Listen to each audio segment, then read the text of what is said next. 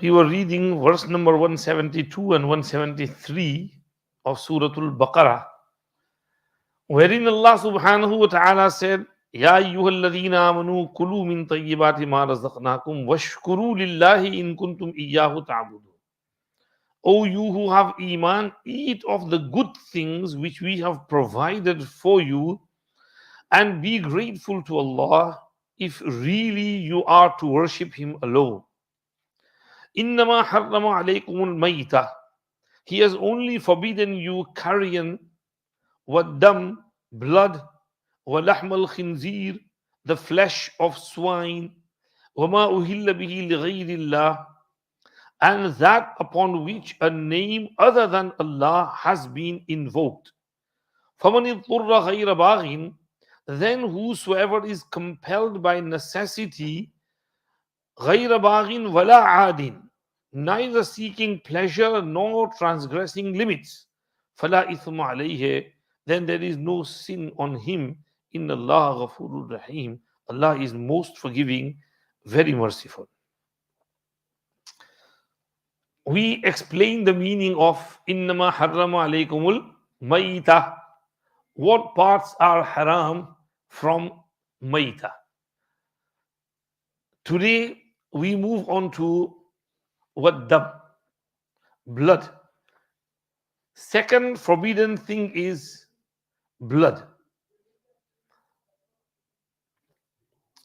In Surah Al-An'am, Allah subhanahu wa ta'ala said, أَوْ دَمًا مَسْفُوحًا, which means blood which flows.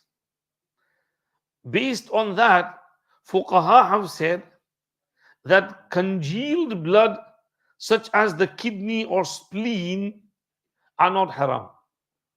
Because the blood which is haram is the flowing blood. To get it in a cup and drink it. But kidney, spleen is blood, but it's congealed. Jama hua khoon hai, to wo halal hai. That's allowed. Hadith mein hai, uhillat lana maytanani waddaman, fal maytatani as-samakatu wal jarad waddamani al-kabidu wat-tihal. Liver and spleen, kidney and spleen are allowed. Then another one mas'ala. Flowing blood is haram. What about the blood that remains on the meat at the time of cooking? Do we have to wash that meat, or can we just cook it as it is? Fuqaha say the Sahaba Kiram Ridwanullahi Majma'een and Tabi'een agreed on this, that it's not necessary to wash that blood. If you cooked it straight away with the blood, it's clean and pak. That which is napak and not allowed is the one which is flowing, which is stuck to the. It's good to wash it, but not everybody has that amount of water to wash it. And many times you're in a rush, you just bring the meat and put it in the pan. Hazrat Shaykh Rahmatullah Alayhi says, Hazrat Madani Rahmatullah Alayhi came as guest. Hazrat ran outside without his slippers, and the meat seller was going on his cart. He said, कुछ है कहाँ कीमा है लाओ. तो 1 kilo 2 kilo कीमा लिया. घर में हजरत ने कह दिया था कि वो चूल्हा जला दो, हजरत मदनी आए हैं, मेहमान आए हैं, 8-10 मेहमान हैं. तो जल्दी they started the stove and started preparing masala. Hazrat ran outside. He took the keema in his hands and he ran back inside without the slippers, और वो कढ़ाई में कीमा डाल दिया. अब धोना वोना क्या है उसको, कहाँ सबको कीमा धोते हैं, उसमें खून भी है उसके साथ, लेकिन वो खून अलाउ है जो उसके साथ चिपका हुआ है, वो ममनू नहीं है. तो ये औ दमन मसफूहन, over here what dam is mutlaq in absolute sense, but in Surah Al-An'am daman masfuhan. So fuqaha take from there that flowing blood is not allowed. The blood which is connected with the meat is okay. It's insignificant and it does not need to be washed, and you can eat it as it is. Number 2, Hazrat Mufti Shafi Sahib Rahmatullah Ali writes in Ma'ariful Quran, just as eating or drinking blood is forbidden, its external use is also forbidden. Same is the case of buying and selling blood, and seeking benefit from other impurities is forbidden. The buying and selling of blood is haram, not allowed, and all income derived from buying and selling blood is also haram. This is because dam or blood in the words of the Holy Quran has been forbidden in its absolute sense, which includes all possible ways in which it can be used. So it will be absolute. No type of benefit can be derived from the blood, not just by drinking it, by selling, buying, or other ways. Now mas'ala comes of blood transfusion. खून की bottle चढ़ाना. Hazrat Mufti Sahib writes, actually human blood is part of human body. When taken out of the body, it is rated as najis, or in other words, impure, which would require that transfusion of blood from one human body to another be regarded as haram for two reasons. Number one, respecting the human body is necessary, and this is contrary to respect of human body and human stuff. Number two, blood is najasati ghaliza. Hence, the use of things najis and impure is not permissible. So, for these two reasons, blood transfusion should not be permissible. One is respecting human part, and number two is its najasat. Then Hazrat goes on to say, but looking into the conveniences allowed by Sharia of Islam under condition of al-dharurat tubihul mahzurat, when there is emergency necessity, then many mahzurat and mamnu'at also become lawful. So looking at what is allowed by Sharia under conditions of compulsion and in general treatment of diseases, we come to the following conclusions. To begin with, blood is no doubt a part of human body, but its transfusion in the body of another person requires no surgery. There is no surgery, like transplant requires surgery. Blood doesn't require any surgery. Blood is drawn out by means of a syringe from one human body and transferred to another by the same process. Therefore, it is like milk, which forms in the human body and goes on to become the part of another human being. So this means not every part of human being is prohibited. Milk is allowed. The Sharia of Islam, in view of the need of human child, has made nothing but milk or as his or her initial food, making it obligatory on mothers to feed their children as far as they stay married to their respective husbands. वाजिब है बच्चे को दूध पिलाना जब तक शादी में है. हाँ, after divorce, mothers cannot be forced to feed their children. तलाक हो गई तो जबरदस्ती दूध पिलाने के लिए मजबूर नहीं कर सकती. To provide sustenance to the children is responsibility of the father. It is he who must arrange to have the child suckled by a wet nurse, or request the mother to continue feeding the baby against payment which he has to make. तलाक के बाद या तो किसी दूध पिलाने वाली को लाओ या उसकी मां को कहो कि तू दूध पिला और मैं खर्चा दूंगा, तो उसको खर्चा देना पड़ेगा. Quran Sharif is very clear on this subject. فَإِنْ أَرْضَعْنَ لَكُمْ فَآتُوهُنَّ أُجُورَهُنَّ. If they, meaning your divorced wives, suckle your children for you, then pay for their services. In short, milk, which is a part of the human body, has still been made permissible for children in view of their need. It is even permissible to use it medically for elders as well. It appears in Fatawa Alamgiriya, وَلَا بَأْسَ بِأَنْ يُسْعَطَ الرَّجُلُ بِلَبَنِ الْمَرْأَةِ وَيَشْرَبَهُ لِلدَّوَاءِ عَلَمْگِرِ. There is no harm if female milk is dropped into the nose of a man to cure him of some disease, or even if it is given orally as medicine. If blood is dealt with on the analogy of milk, the analogy would not be too far-fetched, since milk is also an altered form of blood and shares with it the common factor of being a part of the human person. The only difference then is that milk is pak while blood is not. Milk is clean and pure, blood is not pure and not pak, it's impure. So, the first reason of unlawfulness, that is being a part of human body, is no more operative here. What remains is the respect of its impurity. The second, from the 2 points, first point is eliminated, only second point remains. In this case too, some fuqaha have permitted the use of blood on medical grounds.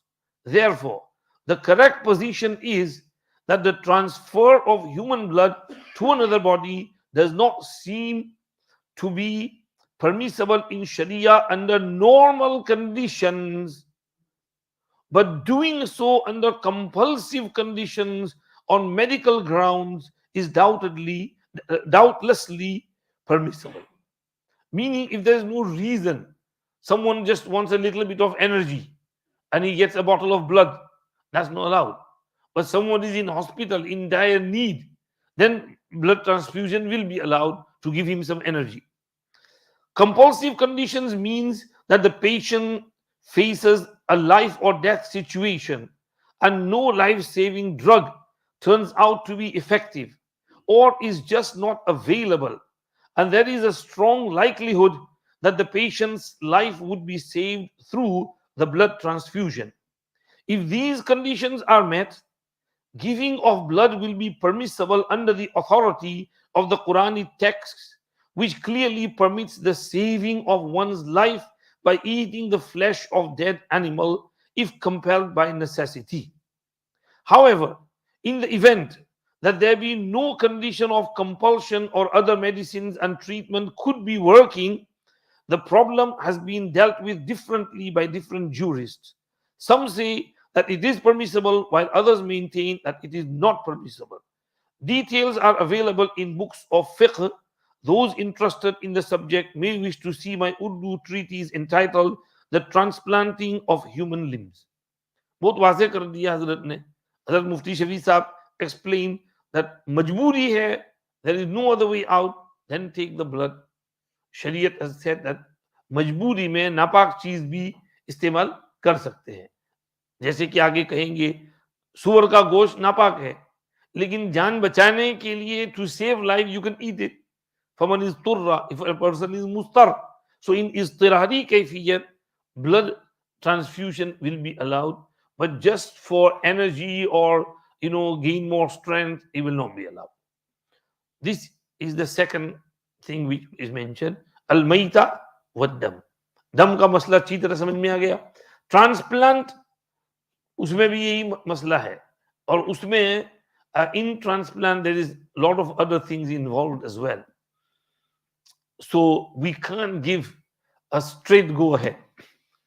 Otherwise, what people do is organ donating is widespread and all organs are gathered, collected like car parts in a scrap yard. So in the hospital, they are there doing in the freezer nothing. And some people then, take babies' parts. We had the case in Liverpool Alderhay Hospital where the whole basement freezers were filled with babies' parts. So we don't want that situation to happen. So Fuqaha Kiram don't allow that. If for life-saving purposes, one organ is taken out from here and transferred there to save the life, I would be allowed. A person died and immediately taken from here, given over there, chalo. Or kidney transplant. Someone's kidney is, you can survive on one kidney. So a person donates his kidney. Like for example, I went to Canada once and this chacha comes to me in Medina Masjid, Maulvi Sahab, dua kar jo kidney khatam thi gayi. I'm on dialysis. बहुत तकलीफ much हो, अल्लाह आसान करे आपके लिए, अल्लाह मदद करे। दूसरे साल फिर गया, चाचा हंसी खुशी दौड़ते दौड़ते आए। मैंने कहा चाचा ठीक है तबीयत? बोले साहब मेरी बेटी की किडनी मेरे साथ मैच होती थी, तो मेरी बेटी ने अपनी एक किडनी मुझे दे दी, अल्हम्दुलिल्लाह सब ठीक हो गया। बेटियां जो हैं माँ बाप का ज्यादा ख्याल रखती हैं बेटों से, बेटे होते तो हम लोग माँ किडनी बेटी दे दी है उसने। तो ये अगर इधर से निकाल के उधर डाल दिया तो नो प्रॉब्लम, लेकिन बॉडी को पार्ट्स को जमा करना ये शरीयत इससे मना करती है, इससे एहतियात किया जाए। हजरत मुफ्ती साहब ने वो लंबा रिसाला लिखा है आज़ा की पैबंदकारी, उसकी तरफ इशारा है। मैंने देखा है वो रिसाला काफी तफसील है उसके अंदर। खैर ये मैंने उसका जरा सा खुलासा समझा दिया। Number 3, swine, khinzir is forbidden. The third thing forbidden in this verse is the flesh of swine. It will be noted that it is the flesh of swine which has been mentioned here as unlawful. Flesh, सिर्फ गोश्त बना है, अब चमड़ी है, हड्डी है, बाल हैं, उसका क्या हुक्म है? Qurtubi explains this by saying that the aim here is not to restrict or particularize flesh as such. In fact, all parts of the swine, the bones, the skin, the hair, the ligaments, are forbidden by the consensus of the Muslim community. The introduction of the word lahm, flesh, is to point out that the swine is not like other prohibited animals which can be purified by slaughtering, even if eating of them stays prohibited. The reason is that the flesh of the swine does not get purified even if the swine is slaughtered, as it is absolutely impure and unlawful. However, the use of its bristles to sew leather has been permitted in one hadith. Jassas Qurtubi.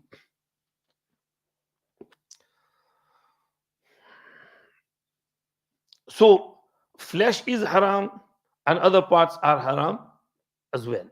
Word lahm is added to explain that it's a meat cannot become pak or halal under any circumstances whatsoever. And other animals case is different. If you slaughter an animal you can't eat and you take the skin out, hide, and you treat it, tan it, it can become pak and you can use it. People use leopard skin, tiger skin. So if it's tanned, it's allowed to use. But pig, no part of it can become pak whatsoever. It cannot be used under any circumstances. Over here, Hazrat Maulana Ashiq Ilahi Balanshehri Rahmatullah Ali writes that pork is not allowed, bacon is not allowed under any circumstances. Some Muslims who go to Europe, America, Australia, drink wine, eat pork and haram meat. When questioned, they say, oh, we were forced to do so. And they use this verse over here of necessity. So Hazrat Mufti Ashiq Ilahi Sahab asks, in these countries, there are halal foods available, fish, eggs, milk, etc., as well as the possibility of arranging halal meat. So why eat bacon and pork and make these silly excuses? Some people make the absurd remark that they recite Bismillah before eating the pork. May Allah save us from such foolishness. Taking the name of Allah will not legalize a forbidden act.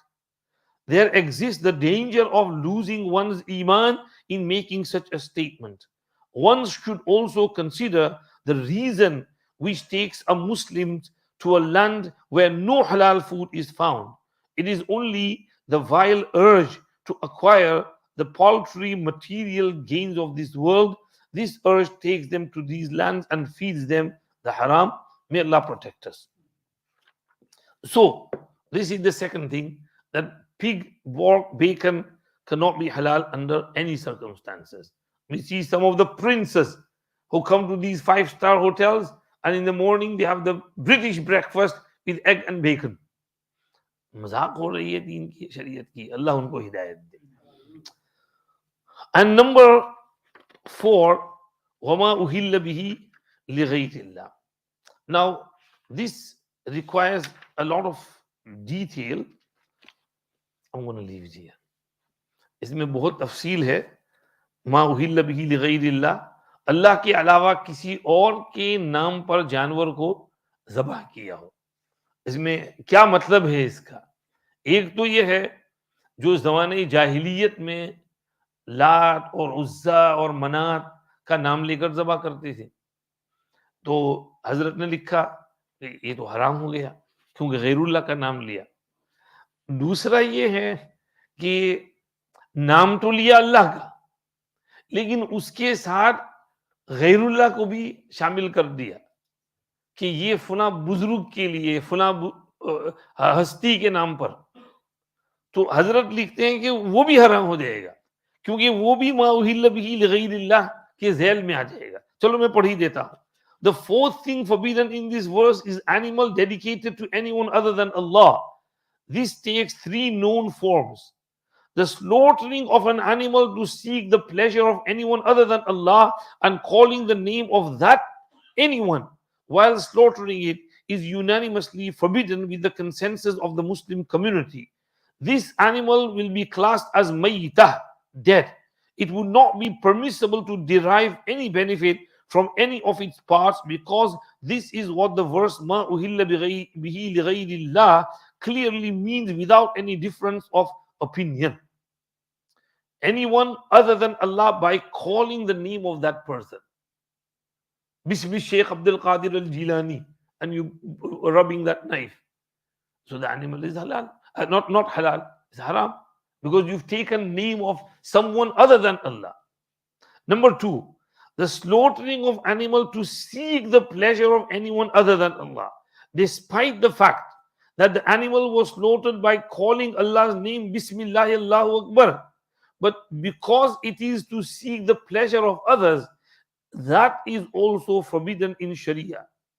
This is something a large number of ignorant Muslims do when they slaughter goats and sheep, even chicken, to seek the pleasure of elders and leaders. And they do this by calling the name of Allah at the time of Zabah. The Fuqaha agree that all such forms are also haram. And the animal slaughtered in this manner is also a dead animal, a carcass. However, there is some difference of opinion about the reason. Some commentators and Judists maintain that this second situation is also what the verse Ma uhilla bihi lighayrillah means to cover. It appears in Hawashi of Baydawi, فَكُلُّ مَا نُودِيَ عَلَيْهِ بِغَيْرِ اسْمِ اللَّهِ فَهُوَ حَرَامٌ وَإِنْ ذُبِحَ بِاسْمِ اللَّهِ حيث أجمع العلماء لو أن مسلما ذبح ذبيحة وقصد بذبحه التقرب إلى غير الله صار مرتدا وذبيحته ذبيحة مرتد. Very strict. Every animal on which a name other than that of Allah was called is haram, even though it was slaughtered in the name of Allah. Therefore, ulama agree that a Muslim who slaughters an animal and intends to seek the pleasure of anyone other than Allah through that slaughtering will become, na'udhu billah, an apostate, and the animal he slaughters will be taken as one slaughtered by an apostate. This is in Bayzawi Sharif Hashia.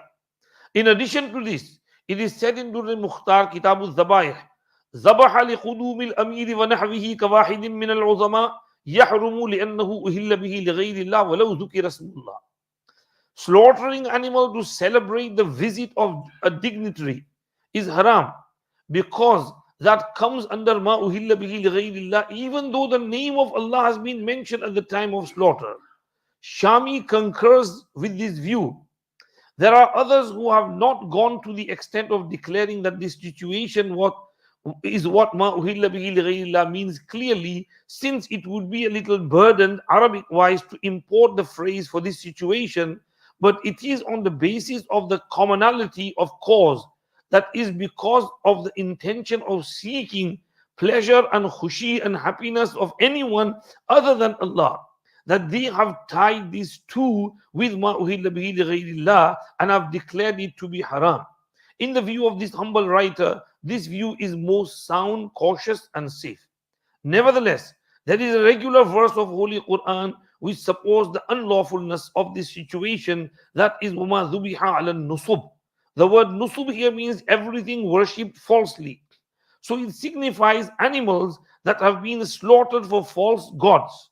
Since وَمَا أُهِلَّ بِهِ لِغَيْرِ اللَّهِ has been mentioned earlier, it tells us that ma uhilla clearly means the animal on which a name other than that of Allah has been recited at the time of zabah, and that the zabih ma zubiha al nusub appears in contrast to it, where the reciting of a name other than Allah has not been mentioned.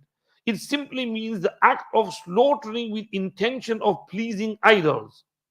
Included here are animals which have been in fact slaughtered to seek the pleasure of somebody other than Allah, even though the name of Allah has been recited at the time of slaughtering them. This is a special note from my teacher Hakimul Ummat Hazrat Maulana Ashraf Ali Thanvi Rahmatullahi alayhi.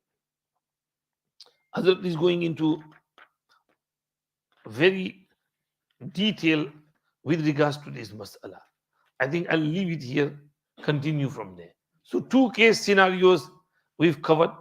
एक तो ये कि बिस्मिल्लाह अल्लाह अकबर के बजाय किसी और का नाम ले लिया. दूसरा ये कि नाम तो लिया अल्लाह का बिस्मिल्लाह अल्लाह अकबर, लेकिन मकसूद उससे किसी गैर को खुश करना है, to make someone else happy other than Allah subhanahu wa ta'ala. उसमें भी गड़बड़ हो जाएगी, वो भी हराम हो जाएगा कि दूसरे को खुश करने के लिए क्यों ज़बह किया, अल्लाह को खुश करने के लिए ज़बह करना चाहिए. तो because you were seeking pleasure of others, that animal will become haram. And this is very thin, fine line. People don't understand it. And people do this. भाई दाता साहब के नाम पर.